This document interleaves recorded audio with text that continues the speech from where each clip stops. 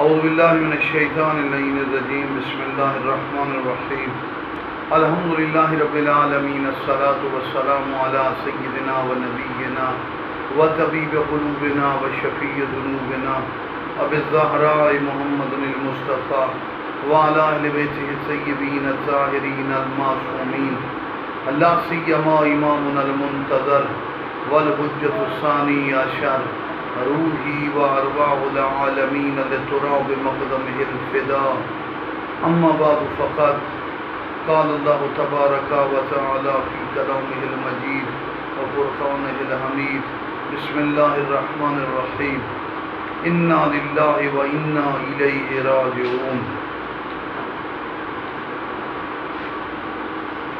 مالک میرا پروردگار قرآن میں فرماتا ہے اور ہر انسان کو اس کی طرف متوجہ بھی ہونا چاہیے، انا للہ و انا الیہ راجعون، ہم اللہ کے لیے ہیں، اللہ کی طرف سے ہیں اور اسی کی طرف ہم نے رجوع کرنا ہے۔ اگر تاریخ انسانیت میں آپ دیکھیں، انا للہ و انا الیہ راجعون بڑی ہستیوں نے پڑھا، بڑی ہستیاں اس پر کاربند بھی تھی، اللہ پر توجہ بھی تھی، لیکن سنگین ترین کیفیت کے باوجود، دنیا کا سب سے مشکل ترین امتحان کے باوجود، سخت ترین مظالم کے باوجود، سخت ترین حالات کے باوجود، پیاس بھوک کے باوجود، دنیا کی اتنی شدید سختیوں کے باوجود بھی کہ جس کی نہ پہلے مثال نہ بعد میں مثال ملتی، اس کے باوجود خدا کی طرف 100% مکمل توجہ، یہ کربلا والوں کا کام تھا۔ کربلا رقیق القلب اور ایمان والے لوگوں کی معراج کی بلندی کا نام۔ آج ہماری گفتگو ہے کربلا پر۔ کربلا سرزمین عراق کا وہ شہر جو 10 لاکھ سے زیادہ آبادی پر مشتمل ہے اور 100% شیعہ 12 امامی افراد پر اس کی آبادی مشتمل ہے۔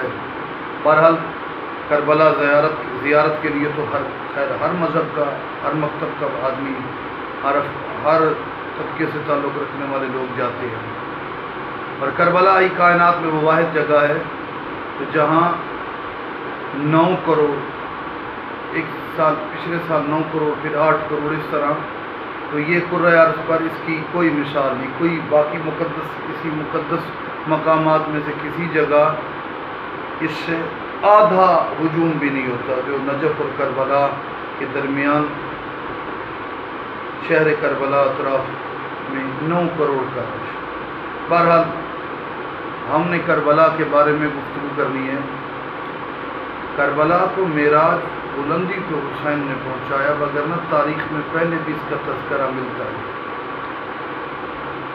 سرزمین کربلا کا یہ ٹکڑا پہلے سے ہی معروف ہے، ہر نبی یہاں آئے، اس کے کئی نام تواریخ میں لکھے گئے: کربلا، نینوا، ارض ماریہ، غادریہ، شط الفرات، اس میں معروف ہے، اور ہمارے مومنین کی اصطلاح میں اور عرف میں اسے جاگیر علی اکبر علیہ السلام بھی کہتے ہیں۔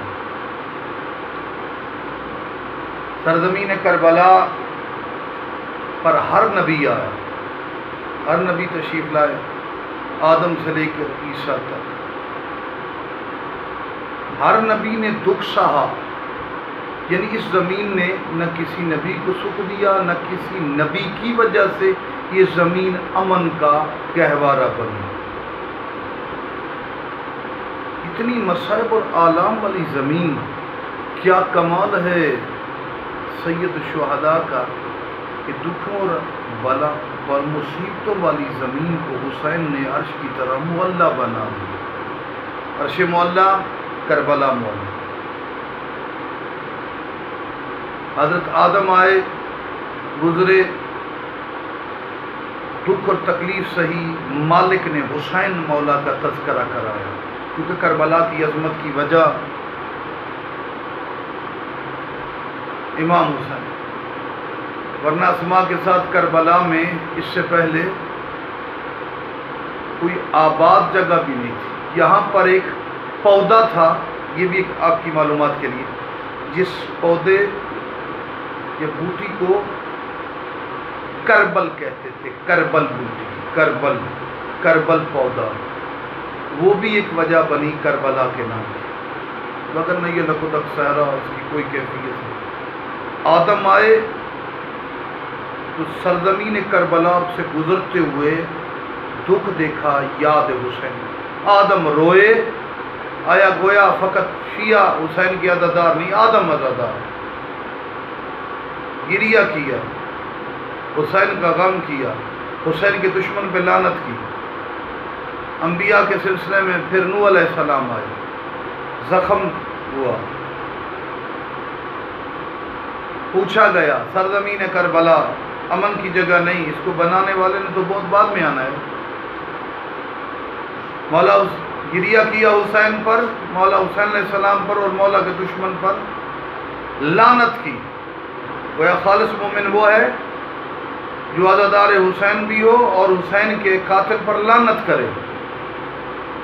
یہ لعنت کوئی معیوب چیز نہیں، اللہ لعنت کرتا ہے. لعنت اللہ علی الظالمین.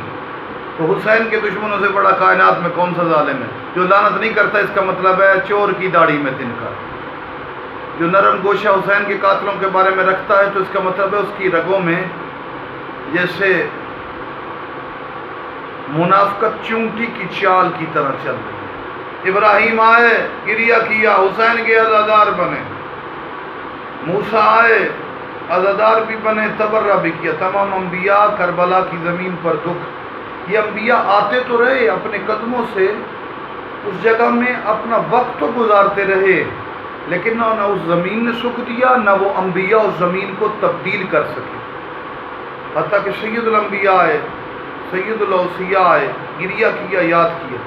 لیکن جس زمین، اس زمین کو جس نے عظمت دینی تھی وہ فقط حسین ابن علی. انبیاء اولیاء اوصیاء میں فقط اماج گاہ کربلا حسین ابن علی. مولا نے پھر اس کو اتنی بلندی دی، میرے عزیزو یہ لفظ ضرور یاد کریں گے کہ حسین نے کربلا کو معلّہ بنا دیا. عرش معلّہ، کربلا معلّہ. اور ہم ایسے ہی نہیں کربلا معلّہ کہتے. ایک جملہ معلوماتی حوالے سے میرے مومنین یاد رکھیں گے جو کربلا کے حوالے سے بہت ہی اہم جملہ ہے. یہ کربلا کی زمین مولا حسین کی وجہ سے اتنی مقدس ہو گئی کہ جب حساب کتاب ہو جائے گا قیامت کے دن، کربلا کی زمین کے اس ٹکڑے کو کاٹ کر جنت میں فرشتے رکھ دیں. اس زمین پر جو کربلا کا حصہ ہے اس کو زمین سے کاٹ لیا جائے گا، جدا کر دیا جائے گا. میں نے کئی کتب میں پڑھا، تو اسے جنت میں رکھ دیا. اور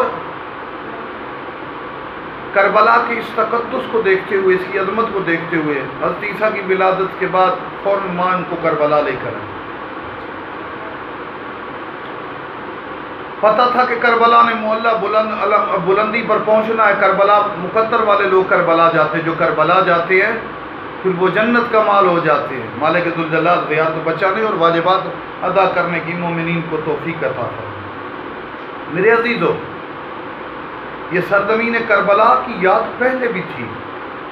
حسین مولا وہ ہیں جن کی آمد سے پہلے کربلا، ان کی قربانی کو یاد کیا گیا. اسی لیے کئی کتب میں موجود ہے، جیسے میں عرض کر چکا ہوں، ویسے تو بین النہرین میں 80,000 نبی ہیں، لیکن کربلا میں انبیاء کا آنا جانا بھی تھا اور انبیاء کو دفن بھی کیا گیا. 200 نبی، 200 سبط نبی، 200 اوصیاء، 200 نبی، 200 نبیوں کی اولادیں بیٹے اور 200 نبیوں کے وصی کربلا میں دفن ہوئے.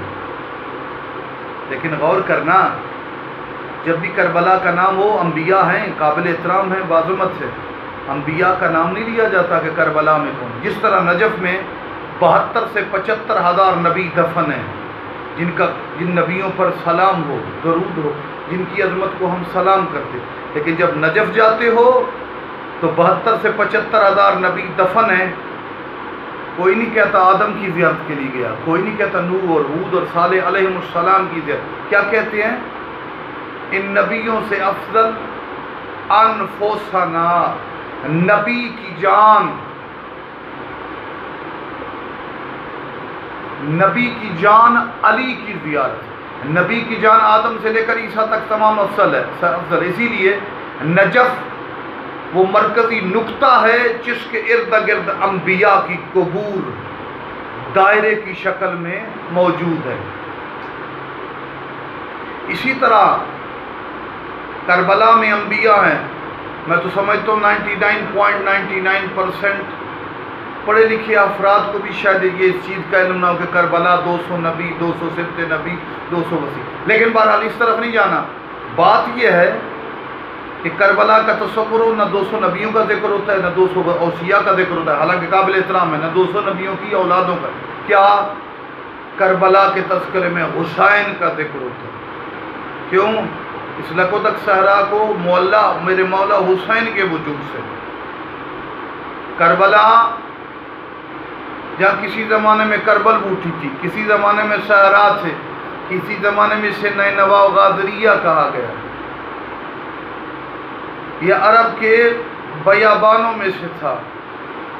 حالانکہ اس کی بنیاد بھی کوئی عمارتوں کی وجہ سے نہیں، اس کی بنیاد یہ پہلا شہر ہے جس کو قبروں کی وجہ سے آباد ہوا۔ اس کی بنیاد میں حسین کا خون ہے اور اس کی مٹی خاک شفا ہے۔ مٹی جس جگہ بھی ہو، مٹی کا کھانا حرام ہے۔ تمام فقہا، تمام فقہ اور تمام مکاتب کے نزدیک مٹی کا کھانا حرام ہے۔ مکہ کی مٹی، مدینہ کی مٹی، وہ بے شک عراق، ایران، شام، دنیا کس جگہ پر، لیکن کربلا میں جو مٹی ہے جو حسین کے خون سے مس ہوئی، چونکہ آیت تطہیر کا مصداق کربلا کی جو تقدیر بدلی، اشہد انک طاہر مطہر من الطہر، طہرت بکل بلاد، میں گواہی دیتا ہوں میرا مولا پاک ہے، پاک ہستیوں سے ہیں۔ حسین نے کیا کیا کربلا کو؟ آپ وہ ہیں کہ جن کے وجود سے ملک پاک ہوتے ہیں، جس زمین میں دفن ہوئے زمین کو پاک کر دیا، ایسا پاک کر دیا کہ پوری دنیا سے وہ زمین اتنی ممتاز ہوئی کہ پھر قیامت کے بعد اس کرۂ ارض پر یہ زمین نہیں، یہ جنت کے سینے پہ رکھ دی جائے۔ عزیزو، کربلا کی زمین کے کچھ آداب ہیں۔ جب آپ کربلا جائیں تو زیارت امام حسین علیہ السلام کی زیارت باقی ائمہ سے ایک لحاظ سے بڑی مشکل ہے، کہ ان کی قبور پر جانا اجازت ہے۔ امام حسین کی مقدس قبر سے پہلے آپ پر گریہ اور غم کی کیفیت ہو تو آپ ذریعہ کے قریب جائیں، وگرنہ اذن والی کیفیت، کم از کم اتنے آنسو جس سے آپ کی پلکوں پر کچھ پانی آ جائے، بغیر گریے کے قبر حسین کے قریب نہ جائیں۔ عزاداری والی کیفیت میں ہی اجازت ہے، اور یہی کربلا کی قدر ہے۔